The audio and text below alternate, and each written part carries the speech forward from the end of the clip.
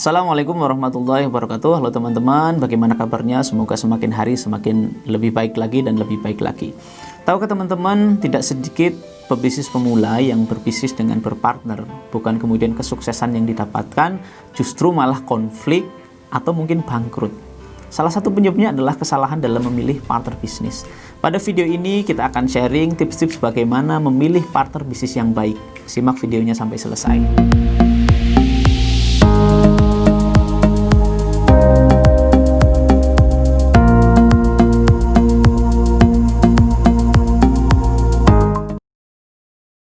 Tips yang pertama, carilah partner bisnis yang mempunyai visi yang sama dengan kita.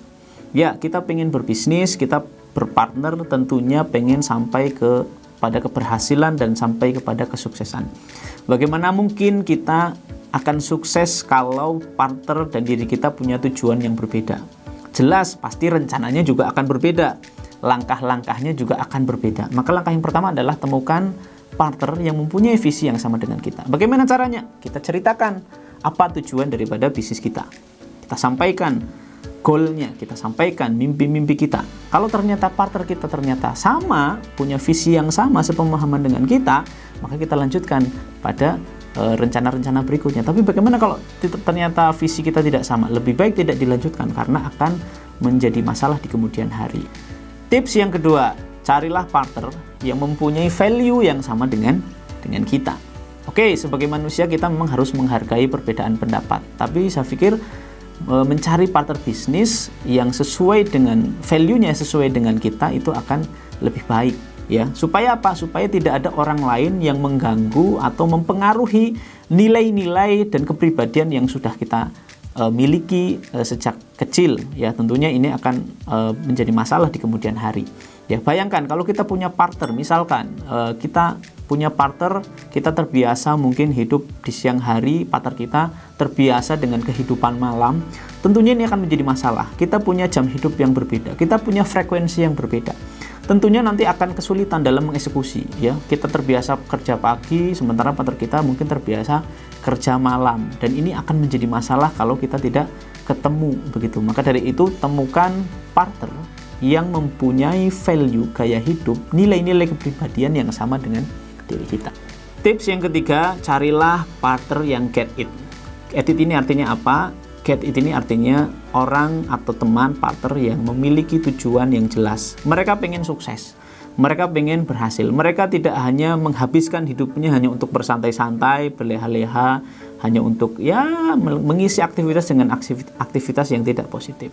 Nah, kenapa ini penting? Tentunya apa? Kita berpartner, kita berbisnis, tentunya ingin sampai pada kesuksesan. Bayangkan kalau partner kita malas-malasan. Akhirnya apa? Kita juga ikut malas-malasan. Ya, bukan kemudian motivasi yang kita dapatkan justru semakin down, semakin khawatir. Maka dari itu apa? Carilah partner yang get it. Cari partner yang serius bahwa mereka ingin berhasil dan mereka ingin sukses. Sehingga apa? Kita juga akan tertular semangatnya. Kita juga akan bertambah motivasinya dan bisa mengeksekusi kerja-kerja bisnis ini dengan lebih baik. Berikutnya adalah carilah partner bisnis yang kompeten. Ya, tujuan berbisnis sekali lagi adalah saling melengkapi. Ya, kemarin saya sampaikan pada video sebelumnya, kenapa kita berpartner, salah satunya adalah saling melengkapi. Jangan hanya memilih partner bisnis karena kedekatan emosional, karena mungkin teman baik kita, atau mungkin karena keluarga kita.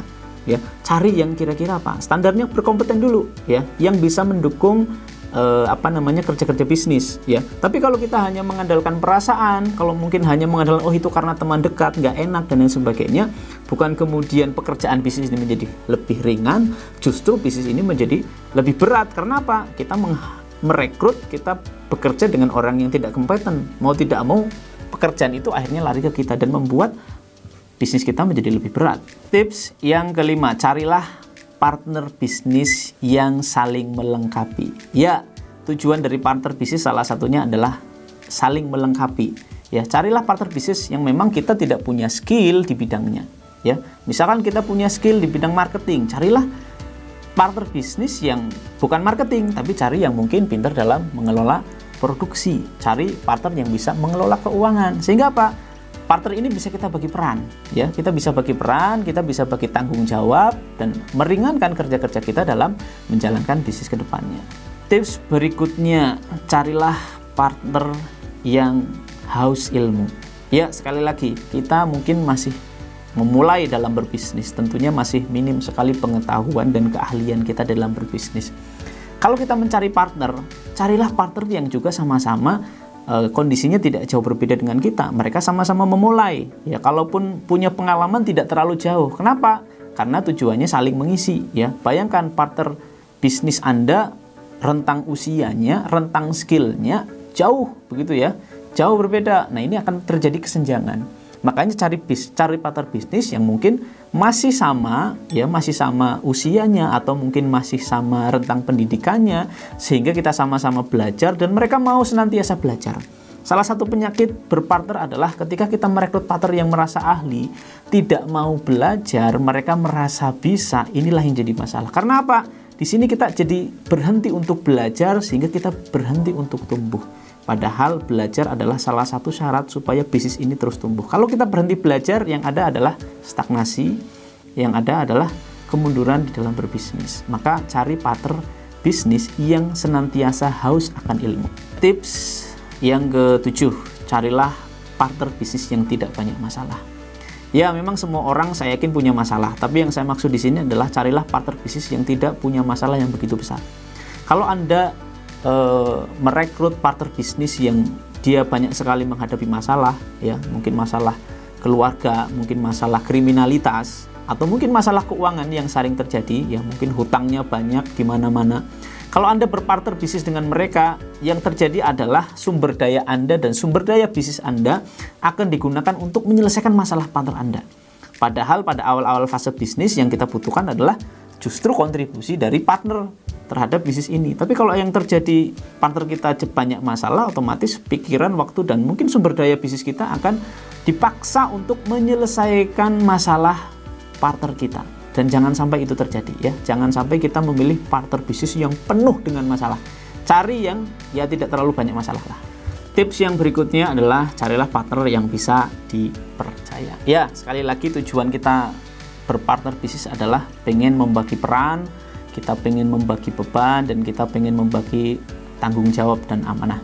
Maka dari itu, syarat wajib berikutnya adalah mencari partner bisnis yang bisa dipercaya.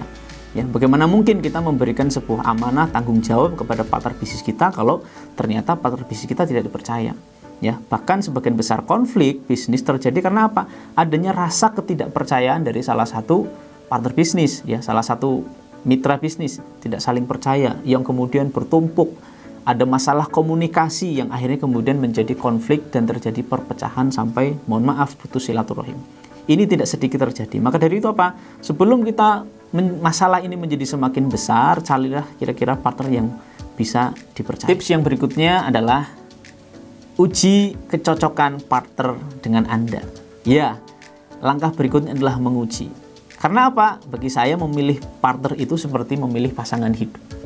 Maka dari itu, daripada semakin besar dan semakin berat masalahnya, lebih baik kita uji partner bisnis kita pada hal-hal yang kecil terlebih dahulu. Kita uji ketika kita beri tanggung jawab, kita berikan peran, kira-kira bisa nggak mereka menyelesaikannya. Ya, ketika kita uji misalkan dengan kita memberikan amanah, ya, kita berikan sedikit amanah misalkan tentang keuangan, apakah mereka bisa menjaga amanahnya, apakah mereka bisa menjaga kepercayaannya. Kalau ternyata di awal mereka pada hal-hal yang kecil ini tidak bisa menjaga amanahnya, bagaimana mungkin mereka akan menjaga amanahnya ketika pada hal-hal yang lebih besar? Megang uang kecil saja tidak dipercaya, apalagi kalau megang uang besar. Maka dari itu, bolehlah sesekali di awal kita uji, kira-kira partner kita itu bisa dipercaya apa tidak. Ya, uji kecocokannya juga. Jangan sampai kita berpartner tapi isinya konflik terus karena tidak atau punya pemahaman yang sangat ekstrim. Tips yang terakhir adalah carilah partner bisnis yang bisa diajak kerjasama. Bisnis ini adalah tujuannya kita sampai kepada sukses, ya. Saya yakin kita semua pengen sukses. Kita pengen semua untung, tetapi yang namanya bisnis tidak selalu untung, kadang rugi. Maka dari itu carilah partner bisnis yang siap ringan sama dijinjing, ya, berat sama dipikul. Siap pada saat kita mungkin senang, ya, pada saat mungkin sukses, tapi pada saat mungkin kondisi sedang down, sedang di bawah, atau mungkin terjadi banyak masalah, partner kita juga siap menanggung beban masalahnya.